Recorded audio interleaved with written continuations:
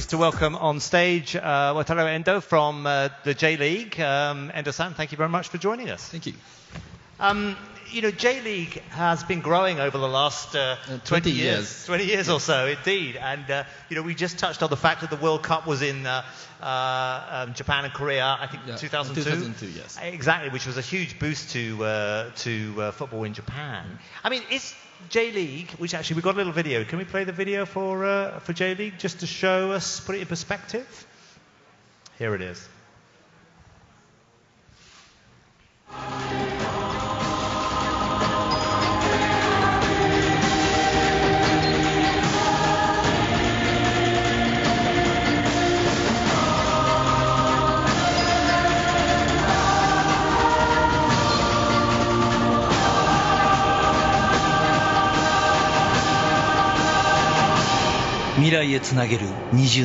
J-League.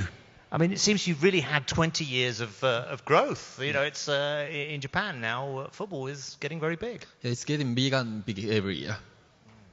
Now, one of the things I know you've been doing is you've been talking to a lot of broadcasters around the world about getting the J-League games out. I mean, what are you finding is the response from broadcasters? And do you find that J-League is really marketable as a product outside Japan?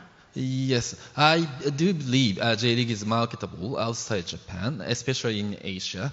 For example, I visited a football match in Vietnam last year, and I happened to find some fans wearing the Japan national team uniform, although the game is just between Vietnamese local teams. And obviously, football is #1 sport content in Asia. And everybody knows J-League and Japan has been leading the football in this region after the inauguration of J-League. So what we are trying to do now is we are trying to invite star players from Asia into J-League. And we are trying to make J-League a Premier League in Asia. In that way, it will be more popular overseas. So you've set yourself a big goal. Yeah. It's a long way to go. Yeah, it's going to take years. But where are you seeing the interest across Asia in J-League so far? Your matches are being broadcast in which countries at the moment? Yeah, many countries like Taiwan, Vietnam, Thailand, Myanmar, Cambodia, everywhere. And what's the next step? I mean, how are you pushing the message out, and how are you going to reach that goal? Well, one of our strategies is to strengthen our relationship with the local leagues. So far we have a partnership agreement with 5 Asian leagues, Singapore, of course, Vietnam, Thailand, Myanmar, Cambodia, 5 countries we have a partnership agreement. And we are going to send coaches, referees, sometimes players, and we are going to have friendly matches in those countries.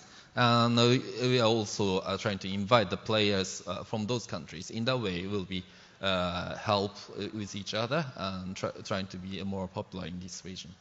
How about the crossover between media and football club ownership? In other parts of the world, we've seen that's really been a driving force to getting things to a large scale. Is that something that is yet happening in Japan? Is that something that you're seeing is going to happen in the future? Okay. In the case of Japan, baseball is another big professional sport, and some baseball clubs are owned by a big media company. And in my opinion, it works very well. Because the company, the club is owned by a media company. But speaking of football, no J-League clubs are owned by a media company. But J-League clubs are working quite well with a media company as they strive to maintain and build a strong relationship, and it's doing good. So, I mean, the big platforms in Japan include JCOM and Sky Perfect TV. These are the biggest cable and satellite platforms, respectively. Are you working closely with these guys? Yes, especially Sky Perfect TV. J-League have now 40 clubs, and every week we have 20 matches. And Sky Perfect do it all live, 20 matches all live. And is that something that you're going to see helping your strategy in Asia? Yes, Sky Perfect is also looking to getting into Asian markets. So we are now working together with Sky Perfect TV to be more internationalized. At home in Japan, domestically, what's the balance between broadcasting your matches on free-to-air versus pay TV? Okay. Looking back our history, well, we started J-League in 1993, and at that time, the pay TV was not mature. Pay TV was not there. So what we did is we worked closely with terrestrial channels such as NHK. NHK is a public channel in Japan. And NHK helped us a lot to get new fans, new football fans. Well, because NHK can be seen everywhere, anywhere in Japan. And gradually, the pay TV industry developed. And at this moment, we are working both terrestrial channels and pay TV channels as well. And I think it is very important to maintain the balance between the broadcasting fees and the viewership. But I guess you do need to drive up the revenue that you can pull in. Yeah, that's true. But on the other hand, we need to be exposed to lots of people, so we need to work both terrestrial and pay TV. I mean, obviously you'd like to emulate the success of some of the European leagues. What can you learn? What do you see from the European leagues that perhaps can lead you to build the business for J-League in Japan and across the region? Yeah, that's true. Well, European football leagues are very huge in Asia. And people in Asia tend to watch European leagues than their local leagues. So we are trying to change the situation with the local people. I think just to emulate the strategies of European leagues doesn't work because the gap difference is huge. So we need to take our original strategy. And what about digital media? Obviously, you've talked about pay TV, we've talked about free TV, and your strategy there, and to roll it out on TV across the region. But digital media obviously becoming increasingly important as well. True. So along with our official homepage, we started our Facebook, and recently we started the English version and Thai language version of Facebook as well. And Sky Perfect TV, the biggest pay TV provider, they have a live streaming service where subscribers can watch all J-League matches on live and video on demand. So it's very comfortable.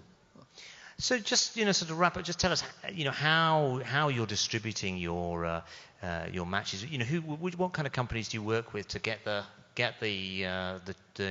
games out there? You mean Japan or outside Japan? Outside Japan. For J1, J-League Division 1, we work with World Sport Group, and for Division 2, we are working with Sky Perfect TV. And it's not just about one product. Then you've got several different products that you can potentially sell. All right. So, well, precisely speaking, we have J-League Division 1, Division 2, and we have also J-League Cup. So we have three major contents. And how do you see the relative balance and value of the? Well, at this moment, J1 is very weak comparing to other things. But interesting thing is, well, a very famous Vietnamese superstar player came to J2. His name is Lê Công Vinh, and he's now in Sapporo team.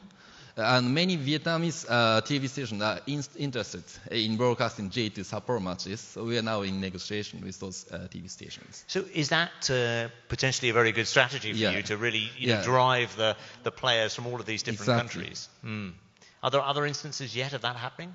Well, not yet, but we are trying to invite more superstar players from other countries like Thailand, Indonesia, maybe in Singapore. Sure. Well, any questions for Endo-san before we let him go? Anybody got any questions about how we get football? Andy, have you got any questions from Andy Jackson from 442? How do we compare? We have a microphone there for you, just right behind you. The challenge that the J-League might face as more and more of the better Japanese players are no longer playing in the domestic league. And I think there's more Japanese players than ever before playing in Europe. Whilst that's great for the national team, that might have you considered that might have a negative effect on the popularity of the domestic competition if the best Japanese players are no longer playing in it?